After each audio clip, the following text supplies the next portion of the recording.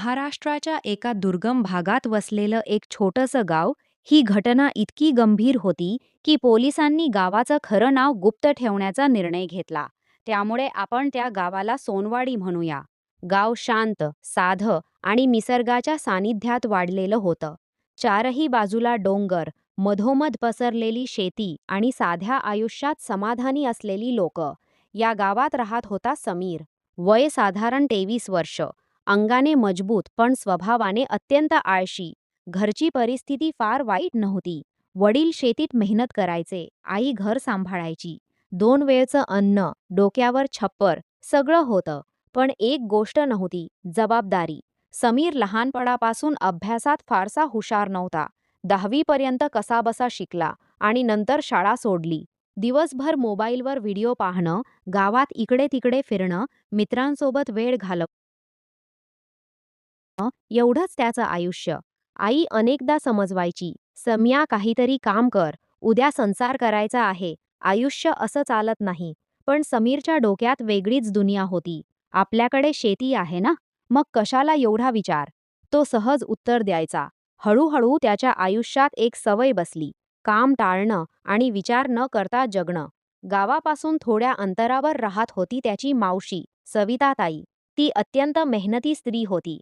तिचा नवरा शहरात कामाला होता आणि आठवड्यातून एकदाच घरी यायचा. घर, शेती आणि त्यासोबत तिनं सुरू केलं होतं बकरी पालन. तिच्याकडे जवळपास 25 बकऱ्या होत्या. दूध विकून ती चांगले पैसे कमवायची.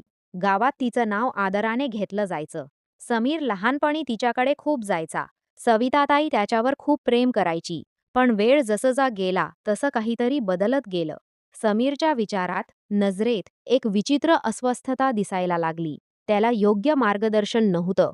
त्याचं मन हळूहळू चुकीच्या दिशेने वळत होतं. एक दिवस सकाळी समीरची आई पुन्हा त्याच्यावर ओरडली, "बस झालं आता, काहीतरी काम कर, नाहीतर उद्या लोक काय म्हणतील." तेव्हा अचानक त्याच्या डोक्यात एक विचार आला. मावशीकडे जाऊ का काही दिवस? मदत करतो म्हणतो. आईला ते पटतं. "हो जा, किमान काहीतरी शिकशील." दुसऱ्याच दिवशी सकाळी समीर सोनवाडी सोडून सविताताईच्या घरी पोहोचतो. सविताताई त्याला पाहून आनंदी होते. "अरे वा, अचानक कसा आलास?" समीर हसत म्हणतो. "तुझी मदत करायला आलो." सविताताई थोडी थकलेली दिसत होती. "खूप बरं झालं. मला खरंच मदतीची गरज होती." पहिल्याच दिवशी समीर बकऱ्या घेऊन डोंगराकडे जातो. डोंगरावर शांतता, फक्त वाऱ्याचा आवाज, झाडांची सळसळ आणि इकडे तिकडे फिरणारे प्राणी. पहिला दिवस व्यवस्थित जातो. तो संध्याकाळी परत येतो. सविताताई खुश होते. "तू आलास ना, आता मला खूप आराम मिळेल." पण त्या शांततेत, त्या एकटेपणात समीरच्या मनात काहीतरी वेगळंच चालू होतं. त्याच्या विचारांवर त्याचं नियंत्रण राहिलेलं नव्हतं. तो स्वतःला समजावत होता, "हे चुकीचं आहे, थांब." पण मन ऐकत नव्हतं. त्या रात्री त्याला झोप लागली नाही. तो सतत विचार करत राहिला. दुसऱ्या दिवशी पुन्हा तो बकऱ्या घेऊन डोंगरावर जातो. आज वातावरण वेगळं होतं. कालपेक्षा जास्त शांत, जास्त एकटं. त्याच्या मनातले विचार अजूनच तीव्र झाले. त्याला वाटत होतं, कोणी पाहणार नाही, काही कळणार नाही. पण त्याला माहीत नव्हतं, सत्य कधीच लपून राहत नाही. त्याच दिवशी गावातील एक बाई, कमला काकू, लाकूड गोळा करण्यासाठी डोंगराच्या कडेला आली होती. तिची नजर अचानक एका दिशेला जाते आणि ती थबकते. तिला काहीतरी विचित्र दिसतं. ती काही क्षण तिथेच उभी राहते. नंतर हळूच फिरते. तिच्या चेहऱ्यावर चिंता स्पष्ट दिसत होती. संध्याकाळी समीर परत घरी येतो. सविताई दरवाजात बसलेली असते. "सगळ्या बकऱ्या व्यवस्थित ना?" "हो." समीर नजर चुकवत उत्तर देतो. आज तो खूप शांत होता. नेहमीसारखा बोलका नव्हता. त्या रात्री पुन्हा त्याला झोप येत नाही. त्याच्या मनात एकच विचार, कोणी पाहिलं नसेल ना? भीती, लाज, गोंधळ, सगळं एकत्र झालेलं. दुसऱ्या दिवशी सकाळी कमला काकू सविताताईच्या घरी येते. ती थोडा वेळ शांत बसते आणि मग हळू आवाजात म्हणते, "काल मी डोंगरावर गेले होते." सविताताई हसत म्हणते, "अरे हो, समीर पण तिकडेच गेला होता." कमला काकू काही क्षण गप्प राहते. "सविता, मला काहीतरी विचित्र दिसलं." सविताताई सुरुवातीला विश्वास ठेवत नाही. समीर तसं काही करणार नाही. ती स्वतःला समजावते. पण तिच्या मनात एक शंका तयार होते. त्या दिवशी समीर पुन्हा बकऱ्या घेऊन निघतो. जाता जाता त्याला जाणवतं, सविताताई आज त्याच्याकडे बारकाईने बघते आहे. डोंगरावर पोहोचल्यावर त्याच्या मनात पुन्हा तेच विचार येऊ लागतात. तो पुन्हा पुढे सरकतो, पण यावेळी झाडांच्या आड एक नजर त्याच्याकडे पाहत होती. सविताताई. तिनं स्वतःच्या डोळ्यांनी सगळं पाहिलं. तिच्या हातातून पाण्याची बाटली खाली पडते. तिचं डोकं गरगरतं. हा तोच समीर, माझ्या बहिणीचा मुलगा. तिच्या मनात धक्का, राग, लाज सगळं एकत्र उसळतं. ती काहीही न बोलता मागे फिरते. संध्याकाळी घरात वातावरण पूर्ण बदललेलं असतं. सविताताई दरवाजात उभी असते. चेहरा कठोर. समीर, आत ये. मला तुझ्याशी बोलायचं आहे. समीरच्या पोटात गोळा येतो. त्याला कळतं, आता वादळ घरात येणार घरातली आहे. ती संध्याकाळ पूर्णपणे बदललेली होती. समीर हळूहळू आत येतो. सविताताई समोर उभी असते. चेहऱ्यावर माया नाही, फक्त कठोरपणा. काय चाललंय तुझं? तिचा आवाज शांत होता, पण आतून धगधगत होता. समीर काही क्षण गप्प राहतो. कपाळावर घाम. काही नाही. तो हलक्या आवाजात म्हणतो. सविताताईचा संयम तुटतो. खोटं बोलू नकोस. मी स्वतः डोळ्यांनी पाहिलंय. त्या एका वाक्याने समीरच्या पायाखालची जमीन सरकते. तो काही बोलू शकत नाही. डोकं खाली घालून उभा राहतो. त्या रात्री घरात एकही शब्द होत नाही. सविताताई दुसऱ्या खोलीत बसून रडत असते. तिच्या मनात एकच प्रश्न. मी ज्याच्यावर विश्वास ठेवला त्यानंच असं केलं. समीर मात्र एका कोपऱ्यात बसून विचार करत असतो. भीती, लाज आणि एक विचित्र हट्ट. त्याच्या मनात अजूनही संघर्ष सुरू होता. दुसऱ्या दिवशी सकाळी वातावरण जड झालेलं असतं. सविताताई त्याच्याशी फारसं बोलत नाही. फक्त एवढंच म्हणते, आज बकऱ्या घेऊन जाऊ नको. पण समीर हट्टाने म्हणतो, मी जाईन. ती काही बोलत नाही. फक्त त्याच्याकडे संशयाने पाहते. समीर पुन्हा डोंगराकडे निघतो. आज त्याच्या मनात अजूनच गोंधळ. सविताताईंना सगळं कळलंय, पण अजून कुणाला सांगितलं नसेल ना? तो स्वतःलाच विचारत राहतो. डोंगरावर पोहोचल्यावर त्याला जाणवतं, आज सगळं वेगळं आहे. शांतता जास्त गडद वाटते. जणू काही निसर्गसुद्धा त्याच्याकडे बघतोय. तो इकडे तिकडे पाहतो. कोणीच दिसत नाही. पण त्याला माहीत नव्हतं, कोणीतरी दुरून त्याच्यावर लक्ष ठेवून आहे. दरम्यान गावात हळूहळू कुजबूज सुरू झाली होती. कमला काकूंनी आपल्या जवळच्या एका शेजारणीला विषय काढला. काल मी डोंगरावर काहीतरी विचित्र पाहिलं. ती हळू आवाजात म्हणाली. काय? शेजारणीने उत्सुकतेने विचारलं. सांगणं अवघड आहे, पण बरोबर नव्हतं. हळूहळू ही गोष्ट 2 लोकांपासून 4 आणि 4 पासून 10 लोकांपर्यंत पोहोचली. कोणी स्पष्ट काही सांगत नव्हतं, पण सगळ्यांच्या चेहऱ्यावर एकच प्रश्न होता. नेमकं काय चाललंय? त्यातच एक नवीन गोष्ट घडते. गावातला एक तरुण, अमोल, तो काही दिवसांपासून समीरच्या हालचाली लक्षात घेत होता. अमोल साधा मुलगा नव्हता. गावात तो समजूतदार आणि शांत स्वभावाचा म्हणून ओळखला जायचा. त्याने लक्षात घेतलं होतं, समीर अचानक बदलला आहे. तो आधीसारखा लोकात मिसळत नाही. डोळ्यात सतत भीती आणि अस्वस्थता. एक दिवस अमोलने त्याचा पाठलाग करण्याचा निर्णय घेतला. समीर बकऱ्या घेऊन डोंगरावर गेला आणि काही अंतरावरून अमोलही त्याच्या मागे गेला. तो झाडांच्या आड लपून सगळं पाहत होता. त्याच्या चेहऱ्यावर हळूहळू धक्का दिसू लागला. हे काय चाललंय? तो स्वतःशी पुटपुटला. त्या दिवशी अमोलने काहीही बोललं नाही, पण त्याच्या मनात संशय पक्का झाला. संध्याकाळी गावात पाणवठ्यावर, चौकात, दुकानात सगळीकडे एकच चर्चा सुरू होती. समीर काहीतरी चुकीचं करतो, कोणीतरी पाहिलं म्हणे. सविताताईलाही काहीतरी कळलं. गावातली शांतता आता फक्त वरवरची राहिली होती. सविताताईचं मन मात्र अजूनही द्विधा अवस्थेत होतं. एकीकडे राग आणि तिरस्कार, दुसरीकडे नातं आणि भावना. ती सतत विचार करत होती, हे सगळं बाहेर गेलं तर काय होईल? आणि याच दरम्यान एक मोठा ट्विस्ट घडतो. गावात अचानक एक पोलीस जीप येते. तिच्यासोबत येतं तणावाचं सावट. पोलीस निरीक्षक देशमुख गावात उतरतात. त्यांच्या चेहऱ्यावर एक वेगळीच शांतता होती, पण ती शांतता आतून खूप काही पाहणारी होती. सगळे जरा बाजूला व्हा आणि कोणीही अफवा पसरवू नका, त्यांनी पहिल्याच क्षणी स्पष्ट सांगितलं. घटना जिथे घडली होती त्या शेताकडे सगळ्यांना घेऊन जाण्यात आलं.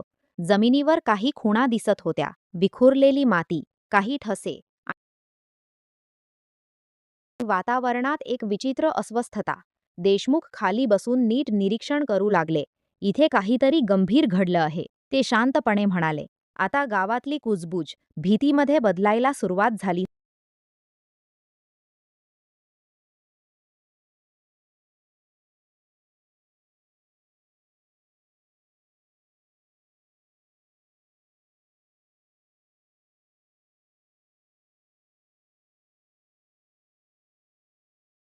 यानंतर गावकऱ्यांचे जबाब घेण्यात आले. कमला काकूंनी त्यांनी पाहिलेलं सगळं सांगितलं. अमोलनेही समीरच्या बदललेल्या वागण्याबद्दल आणि त्याच्या मागे गेल्याबद्दल सविस्तर माहिती दिली. पोलीस निरीक्षक देशमुख यांच्या लक्षात आलं, हा फक्त संशय नव्हता. नंतर समीरला चौकशीसाठी बोलवण्यात आलं. काल कुठे होतास? देशमुखांनी विचारलं. मी शेतात होतो, समीर उत्तर देतो, पण त्याच्या आवाजात गोंधळ स्पष्ट जाणवत होता. सविताताई पुढे येतात. काही क्षण त्या शांत राहतात आणि मग थरथरत्या आवाजात म्हणतात, मी स्वतः पाहिलंय. त्या एका वाक्याने तपासाची दिशा पूर्णपणे बदलली. घटनास्थळ तात्काळ सील करण्यात आलं. फॉरेन्सिक टीमला बोलावण्यात आलं. मातीचे नमुने, पावलांचे ठसे आणि इतर खुणा काळजीपूर्वक गोळा केल्या गेल्या. दरम्यान समीरचा मोबाईलही जप्त करण्यात आला. सायबर तपास सुरू झाला आणि त्यातून एक नवीन नाव समोर आलं, सुनील. देशमुखांनी लगेच आदेश दिले, त्याला शोधा. समीरची चौकशी आणखी कडक झाली. सत्य सांग, अजून वेळ गेली नाही, देशमुख शांतपणे म्हणाले. पण समीर सतत उत्तरं बदलत राहिला. मात्र पुरावे हळूहळू त्याच्याच विरोधात जमा होत होते. लोकेशन हिस्ट्री, कॉल रेकॉर्ड आणि काही डिलीट केलेले मेसेज, सगळं स्पष्ट होत चाललं होतं. तिसऱ्या दिवशी पोलिसांच्या हातात एक महत्त्वाचा पुरावा लागला. मोबाईलमधून रिकव्हर केलेली डिलीट केलेली व्हॉइस क्लिप. त्या क्लिपमध्ये एक आवाज स्पष्ट ऐकू येत होता, कोणाला सांगू नको. तो आवाज समीरचाच होता. देशमुख त्याच्या समोर येऊन बसले. आता खोटं बोलून उपयोग नाही. समीरच्या चेहऱ्यावरची भीती आता स्पष्ट दिसत होती. काही क्षण तो शांत बसला आणि अचानक कोसळला. साहेब, चूक झाली. त्याचा आवाज थरथरत होता. देशमुख कठोर नजरेने म्हणाले, चूक नाही, गुन्हा आहे. त्या क्षणी समीरने सगळं मान्य केलं. दरम्यान सुनीललाही पोलिसांनी ताब्यात घेतलं. सुरुवातीला त्याने स्वतःला दूर ठेवण्याचा प्रयत्न केला, पण तपास जसजसा पुढे गेला तसं सत्य बाहेर यायला लागलं. गावात संतापाची लाट पसरली. लोकांच्या चेहऱ्यावर राग आणि तिरस्कार स्पष्ट दिसत होता. सविताताई पूर्णपणे तुटून गेल्या होत्या. ज्या मुलावर त्यांनी विश्वास ठेवला, त्याच्यामुळे आज त्या लोकांच्या नजरेला सामोरं जात होत्या. पोलीस ठाण्यात चौकशी सुरूच होती. समीरने कबूल केलं, चुकीच्या विचारांमुळे आणि भीतीमुळे तो मार्गभ्रष्ट झाला होता. सुनीलने त्याला चुकीचे सल्ले दिले. पुरावे लपवण्याचा प्रयत्न केला गेला. दोघांनी मिळून खुणा मिटवण्याचा प्रयत्न केला होता. पण फॉरेन्सिक तपासात सगळं समोर आलं. मातीचे नमुने, ठसे आणि डिजिटल पुरावे, सगळं त्यांच्याकडेच निर्देश करत होतं. काही तासांच्या चौकशीनंतर सुनीलही तुटला. त्यानेही शेवटी गुन्हा मान्य केला. दोघांवर अधिकृतपणे गुन्हे दाखल करण्यात आले. त्या रात्री संपूर्ण गाव जागं होतं. चौकात, घरासमोर, पाणवठ्यावर सगळीकडे एकच चर्चा सुरू होती. हे इतकं वाढेपर्यंत कुणी थांबवलं का नाही? वेळीच लक्ष दिलं असतं तर कदाचित सगळं टळलं असतं. गावातली शांतता आता कायमची बदलली होती. काही दिवसांतच हे प्रकरण न्यायालयात पोहोचलं. संपूर्ण जिल्ह्यात या घटनेची चर्चा सुरू झाली होती. लोकांना धक्का बसला होता की एका चुकीच्या विचाराने आणि बेजबाबदार वागण्याने इतकं मोठं प्रकरण उभं राहू शकतं. कोर्टात वातावरण अत्यंत गंभीर होतं. समीर आणि सुनील दोघांनाही पोलिसांनी न्यायालयात हजर केलं. दोघांचे चेहरे उतरलेले होते. आधीसारखा आत्मविश्वास आता कुठेच दिसत नव्हता. सरकारी वकिलांनी एकामागून एक पुरावे कोर्टासमोर मांडायला सुरुवात केली. फॉरेन्सिक रिपोर्ट, कॉल रेकॉर्ड, मोबाईलमधून मिळालेली व्हॉइस क्लिप, साक्षीदारांचे जबाब, सगळं स्पष्टपणे दोघांकडेच निर्देश करत होतं. कमला काकूंनी कोर्टात उभं राहून त्यांनी पाहिलेलं सांगितलं. अमोलनेही संपूर्ण घटनाक्रम स्पष्ट केला. सविताताईंचा जबाब ऐकताना कोर्टात काही क्षण पूर्ण शांतता पसरली. त्या रडत म्हणाल्या, मी त्याच्यावर मुलासारखा विश्वास ठेवला होता. त्या शब्दांनी उपस्थित अनेकांच्या डोळ्यात पाणी आलं. बचाव पक्षाने शिक्षा कमी करण्याची विनंती केली. त्यांनी सांगितलं की समीर चुकीच्या मानसिक अवस्थेत होता. त्याला योग्य मार्गदर्शन मिळालं नाही. पण सरकारी वकिलांनी ठामपणे बाजू मांडली. चुकीचे विचार वेळेत थांबवले नाहीत तर ते समाजासाठी धोकादायक ठरतात. सुनावणी अनेक दिवस चालली. शेवटी निकालाचा दिवस आला. कोर्टात तणावपूर्ण शांतता होती. न्यायाधीशांनी दोन्ही आरोपींना दोषी ठरवलं आणि कठोर कारावासाची शिक्षा सुनावली. त्या क्षणी समीर खाली मान घालून उभा होता. सुनील पूर्णपणे शांत झाला होता. सविताताई कोर्टात बसलेल्या होत्या. त्यांच्या डोळ्यात अश्रू होते, पण त्या स्वतःला सावरून बसल्या होत्या. न्यायालयाबाहेर लोकांमध्ये एकच चर्चा सुरू होती. वेळीच योग्य पाऊल उचललं असतं तर हे टळलं असतं. या घटनेनंतर सोनवाडी गावात खूप काही बदललं. गावात जनजागृती कार्यक्रम सुरू झाले. तरुण मुलांना योग्य मार्गदर्शन देण्यासाठी बैठका घेतल्या जाऊ लागल्या. शाळांमध्ये समुपदेशन सुरू करण्यात आलं. लोकांनी एक गोष्ट शिकली: चुकीचा विचार छोटा वाटला तरी वेळेत थांबवला नाही तर तो विनाशाकडे घेऊन जातो. समीर आणि सुनील जेलमध्ये बसून सतत एकच विचार करत होते: जर आपण वेळेत थांबलो असतो तर. पण आता खूप उशीर झाला होता.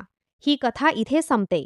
प्रत्येक चुकीच्या निर्णयाचा शेवट वाईटच असतो आणि सत्य कितीही लपवण्याचा प्रयत्न केला तरी एक दिवस ते समोर येतच.